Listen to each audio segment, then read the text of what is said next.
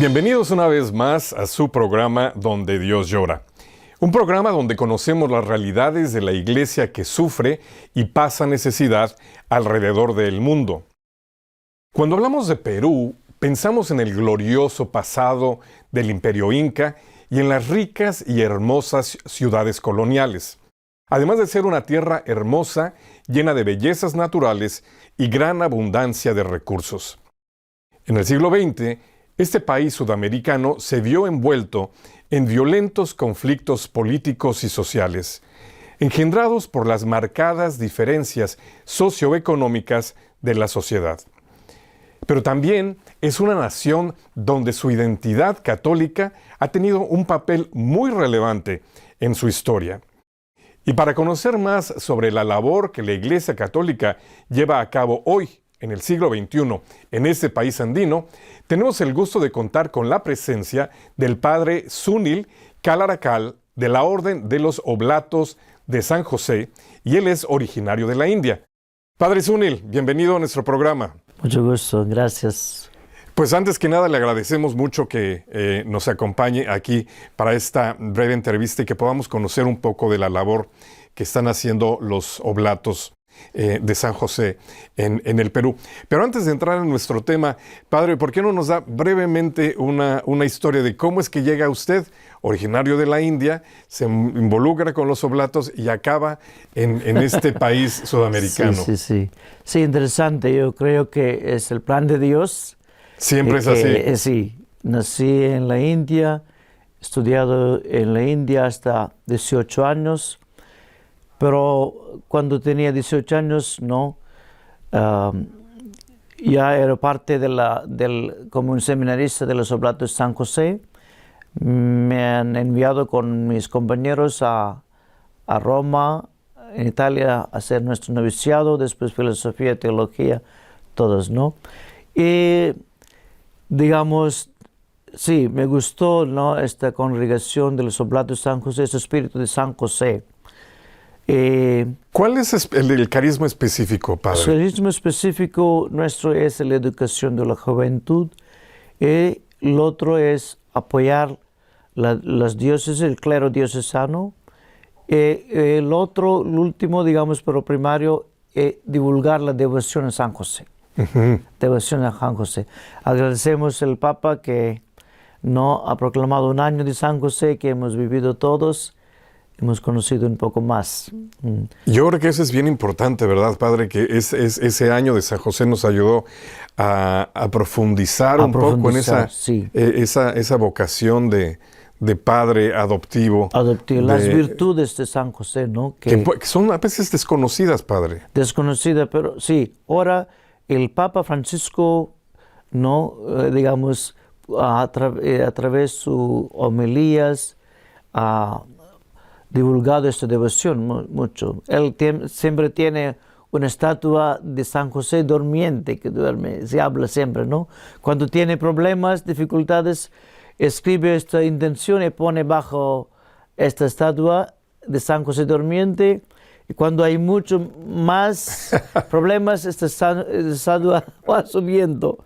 No la deja dormir con tantas peticiones. Sí.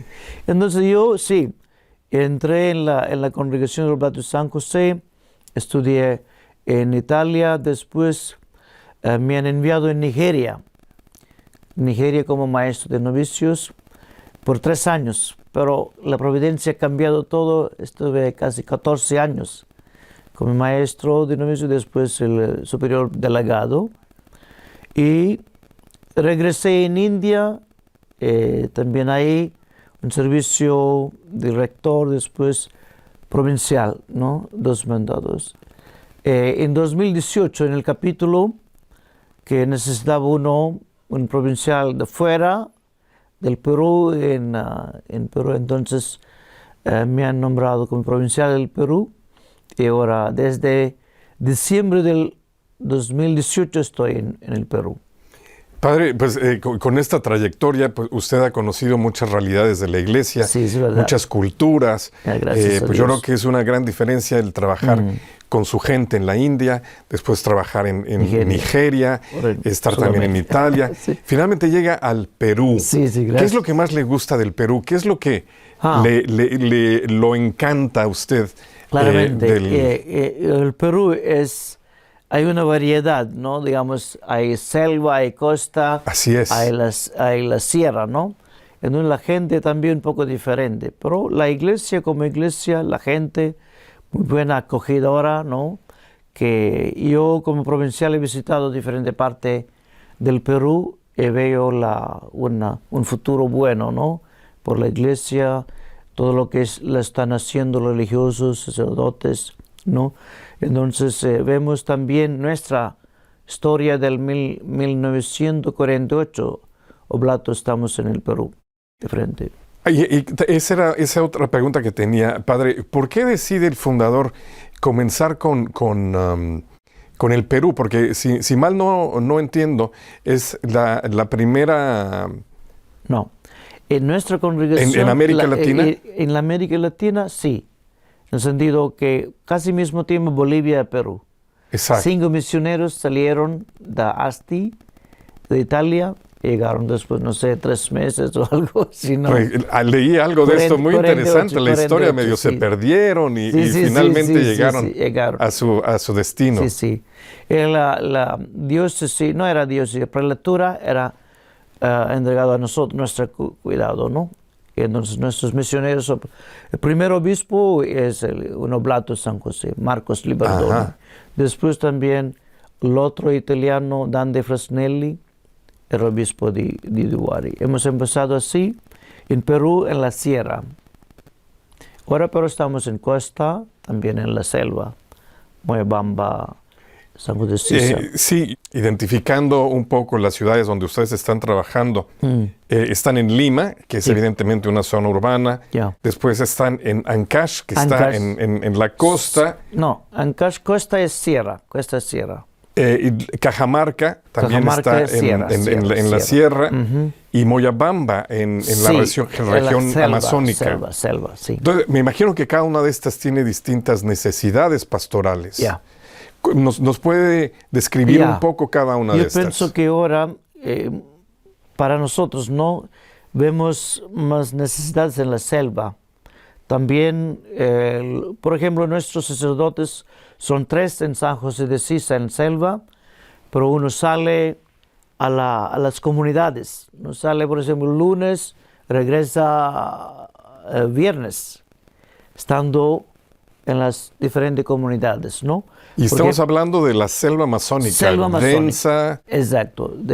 Por ejemplo, algunos carros no pueden llegar con moto, o el carro debe ser grande, ¿no? Que pueda también manejar en diferentes lugares, difícil, ¿no? ¿Y ese trabajo, padre, es de primera evangelización o ya son comunidades llevan porque tenían otra congregación, pasionistas, algo, ¿no? Que han empezado hace unos años, pero no son, digamos, como iglesia, ¿no? Apoyo muy limitado, porque sacerdotes son, digamos, número muy bajo. Entonces tenemos esta parroquia de San José de Sisa, pero tenemos otros 80 más capillas, comunidades, donde sacerdotes visiten, pero hay catequistas que en la ausencia del sacerdote hacen su trabajo. ¿Nos puede comentar un poco de esto, padre, acerca de la labor de los laicos comprometidos con la evangelización? Es interesante porque bien dado una instrucción, educación, formación a estos catequistas, y se sienten responsables de sus comunidades, ¿no? Pero es necesario también actualizar, formar a esos catequistas, ¿no? Es el trabajo de los sacerdotes, el centro pastoral, ¿no?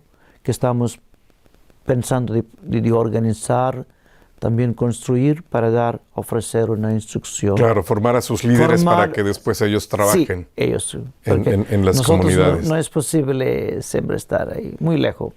Padre, y pues uno no puede dejar de pensar al oír la región amazónica, pues uno piensa inmediatamente en ese documento del Santo Padre, sí, de Querida Amazonia. Y en la que pues es un documento en el que el Santo Padre describe mucho de los retos de evangelización, pero también habla de todos los problemas ecológicos, sociales, socioeconómicos. Sí. ¿Todo eso ustedes lo viven, Padre? Sí, nosotros como Conferencia de los Superiores Mayores, el Perú, hemos hecho diferentes encuentros, han tenido también algunas resoluciones de enviar a la selva sacerdotes, seminaristas, laicos, que pueden vivir y apoyar como primera evangelización, ¿no? Sí. Entonces no es un trabajo solo de una congregación, sino de todos los religiosos. Claro. A veces también los obispos diocesanos envían su diácono que están preparando por la ordenación, por ejemplo, sé que de Lima también han enviado diáconos, ¿no? Para trabajar ahí. Entonces es solamente a la primera fase, ¿no? de trabajo de evangelización en la... Padre, ¿y tienen vocaciones de gente originaria de estas regiones, de las tribus y de todas estas? Sí, y ahora, gracias a Dios, para nuestra congregación entraron 6 jóvenes este año, pero 4 son de la San José de esta área, de selva. Sí. Son, digamos, no son contagiados de la situación de la ciudad. Del área urbana, así es. Sí. Y claro, esto va a facilitar mucho el trabajo por la identificación cultural y la manera en la de hacer todo este trabajo pastoral. Uh-huh.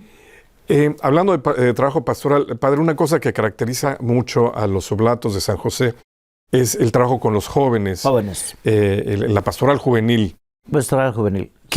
Cuéntenos un poco de lo que están haciendo ustedes. Cada comunidad, parroquia tiene un grupo de jóvenes, ¿no?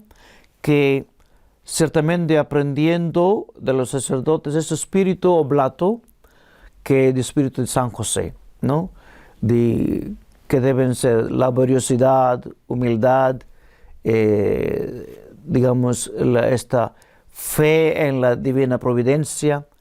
Esto vivir juntos, ¿no? Como San José ha cuidado bien Jesús joven, Jesús niño, también los oblatos debemos cuidar los jóvenes, ¿no? Ahora recién hemos hecho un encuentro de los animadores de los jóvenes en Huaraz. No sé, Huaraz es en Ancash, ¿no? Y es programado después de la pandemia, en noviembre, un encuentro nacional de los jóvenes en nuestras parroquias. Es previsto un número de 250 jóvenes que vienen a vivir 3 días juntos, ¿no? Digamos, algunas charlas, juegos, oración, ¿no? Después regresan en sus lugares para animar a los jóvenes. Porque esta pandemia hemos hecho siempre encuentros vía virtual. Pero hace falta ese contacto personal, ahora, ese contacto humano. Ahora presencialmente, ¿no? Vamos a hacer esto, es una cosa buena. Jóvenes son muy comprometidos, ¿no? Muy comprometidos, ayudan en las parroquias, en el voluntariado. Tenemos en Lima, por ejemplo, un comedor popular que por los ancianos, ¿no? Que no tienen comida, vienen a tomar un almuerzo.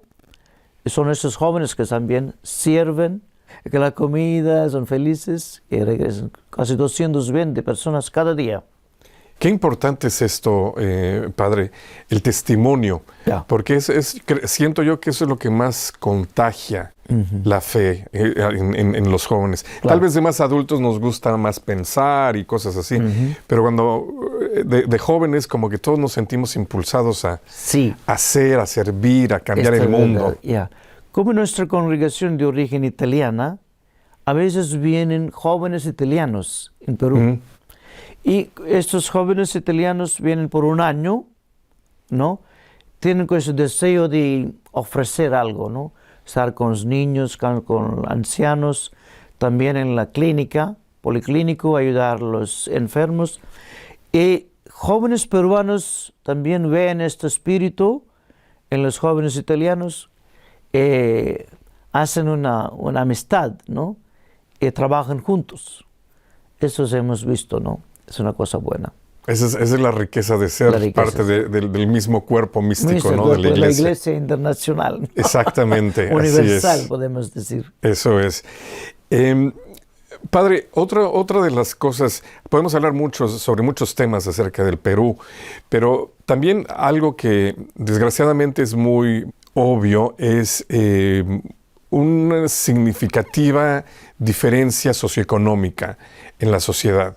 O sea, hay gente con muchos recursos y desafortunadamente también hay una vasta población pues, que viven en pobreza extrema inclusive. Claro. Esto, padre, ¿cómo afecta su trabajo pastoral? O de qué manera ustedes enfrentan esta realidad peruana? En Lima, por ejemplo, hay parroquias, ¿no?, que son, digamos así, ricas, ¿no?, que con personas bastante, si usted ve Miraflores o algunas ciudades, son personas que están bastante bien, ¿no? No necesitan un trabajo, digamos, a nivel de los pobres, ¿no? Ciertamente, en todos lugares hay pobres, ¿no? Y nosotros tenemos estas 4 parroquias en Lima, pero en la zona de La Victoria, que es muy, digamos, una zona muy complicada. Hay problemas de pobreza, hay problemas de la droga, hay problemas de la prostitución, de esas cosas, ¿no?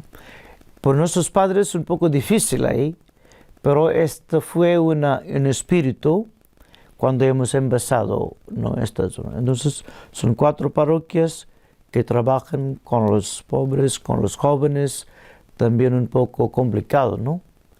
Que tenemos 2 colegios también ahí en estos lugares. Que es importantísima la educación en estas zonas principalmente. Sí. Porque los padres van a trabajar, los niños están solos, ¿no? Menos mal que van ahora en colegio, al menos los padres son felices, ¿no?, que sus hijos están en colegio, claro, están en lugares. ¿Sí? Yo veo que en el Perú hay personas que son bastante ricos, ¿no?, pero se va en la selva o en la sierra, es diferente, ¿no? Manera de vivir, manera de vestirse también, la comida es muy peruana, es rica, ¿no? Ahora es de fama internacional la comida peruana. Sí. En Sudamérica pienso que han ganado también como comida, pienso, lo mejor. Sí, porque aparte tienen esta fusión de influencia asiática con mucha comida, claro, de la costa. Sí. Sí, otro más de las grandes riquezas del Perú. Yeah. Padre, ¿usted cree que todavía hay algún tipo de secuela o de trauma, por decirlo así, de aquellos años de el ambiente terrorista con Sendero Luminoso, particularmente en la región andina? ¿Siente usted que todavía se vive algo de esto? No, pienso que sí hablan a veces, ¿no?, que han sufrido mucho en el pasado, pero pienso que ahora esa dificultad ya es superado. No creo que están ahora, no sé, a nivel escondido no se estén haciendo, pero pienso que el gobierno también está tomando bien esta situación. La gente recuerda su pasado, pero pienso que he superado este momento. Yo soy extranjero, no puedo hablar mucho, digamos, sobre esto, pero yo he leído, he escuchado a la gente. Sí. Padre, también otro aspecto importante es, uno podría identificar al Perú como un país católico, podríamos decirlo, ¿no? Sí. Con una gran mayoría que se identifica como católicos, que son bautizados. Claro. Ahora, no necesariamente esto se refleja, por ejemplo, en decisiones políticas y en algunas iniciativas de ley y todo esto. ¿Cómo se dan estos contrastes, padre? Entonces, ¿la gente realmente vive su fe, vota por iniciativas de acuerdo a su fe? Porque este es un reto que tenemos en toda Latinoamérica. Sí, país como Perú, ¿no? Es un país católico. Digamos, como patrón del Perú es San José. Conferencia Episcopal ha pronunciado esto. San José es patrón del Perú. Pero ahora la gente, digamos, mayoría pienso que practican la fe yendo a la iglesia, ¿no? Pero otros no. Digamos, solamente nombre católico, pero en la práctica no están viviendo esta fe católica. Hay otras iglesias ahora, ¿no? Como otras protestantes, otras que están creciendo, ¿no? Un poco atraente también su manera de presentar, ¿no? Y ahora, en las decisiones políticas, a veces la conferencia episcopal, a nombre del pueblo católico, habla, pero no sé cuánto valor el gobierno da este pronunciamiento. Pero pienso que todavía tiene un rol importante la iglesia en el Perú. Y yo creo que también en este sentido se vuelve prioritario, muy importante, la formación que den ustedes para que especialmente los jóvenes entiendan por qué tenemos los valores, por qué tenemos los principios que tenemos en la iglesia. Yo pienso que no solo nosotros, Oblatos de San José, pero todas las congregaciones religiosas han, digamos, ofrecido mucho a través de la educación y continúan a través de la educación. Hay también una universidad católica, ¿no? del Perú. Con mucha tradición, que es muy importante. Entonces, yo pienso que el rol de la iglesia peruana es concentrado mucho en la educación. La mayoría pienso que han disfrutado, ¿no? ¿Cómo se dice? Disfrutan mucho del aspecto que la iglesia ha ofrecido y continúa a ofrecer, ¿no? Atención a los pobres, atención también a nivel de la salud, ¿no? Clínicas, hospitales. Es algo labor que también hacen ustedes. En este tiempo de pandemia, por ejemplo, la iglesia ha hecho mucho, ayudando a los pobres, dando también un servicio de salud gratuito, ¿no? De gratis, ¿no? ¿Sí? La gente aprecia. Yo veo ahora, después de la pandemia, yo pienso que ha aumentado la fe, creer en Dios, ¿no? Porque uno puede vivir hoy, mañana morir, ¿no? Antes no pensaba así, ¿no? Pero el aspecto positivo de la pandemia, así es, digamos así, ¿no? Cosa positiva, un poco acercamiento, dice acercamiento a Dios. Acercamiento a Dios, a la oración, un poco de atención también a los demás. Todo es para el bien, para aquel que cree, ¿verdad? Como decía San Pablo. Padre, ¿cómo podría resumir usted los retos principales que tienen, no la iglesia en general, pero hablemos de los oblatos en su labor pastoral en el Perú? Desafíos, digamos, retos, ahora es la vocación, el futuro, vocaciones religiosas. Bajado mucho, ¿no? Entonces, por ejemplo, nosotros tenemos parroquias, colegios, policlínico. ¿Quién va a continuar? Yo pienso que la iglesia futura será una iglesia de laicos. Pienso, ¿no? Laicos responsables. Y pensar ya a esto en el futuro, ¿no?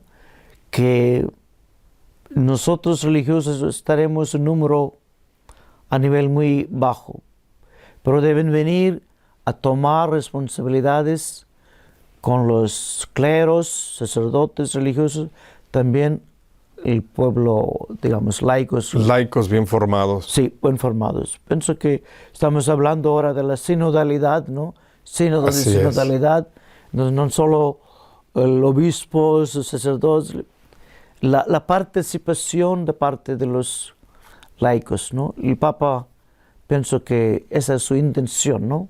la iglesia sea una iglesia sinodal, ¿no? Iglesia participada. Y ahí entran ustedes pues con todo su carisma, porque precisamente la formación de los jóvenes, de los jóvenes tendrá estas consecuencias positivas. Claramente, claramente. Porque, por ejemplo, en nuestras parroquias ya tienen un rol importante, ¿no?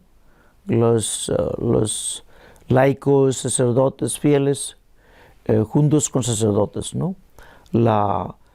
Como se dice, consejo parroquial, de decisiones que debemos tomar siempre escuchando. Esto pienso que debería ser la actitud de la iglesia. Padre, pues podremos seguir hablando mucho más acerca de sus retos, de las oportunidades que tienen los oblatos y la Iglesia Católica en general en Perú, pero pues se nos termina el tiempo y le agradecemos mucho la oportunidad de hablar con usted aquí en nuestro programa. Muchas gracias a usted por esta entrevista. Entonces saludamos todos por este momento. Gracias, Padre. Gracias. Y gracias también a ustedes, amigos, por haber estado en un programa más de Donde Dios Llora. Si quieren conocer más acerca de la labor de la Iglesia en el Perú, los invitamos a que contacten la información al final de este programa. Muchas gracias. Que Dios los bendiga.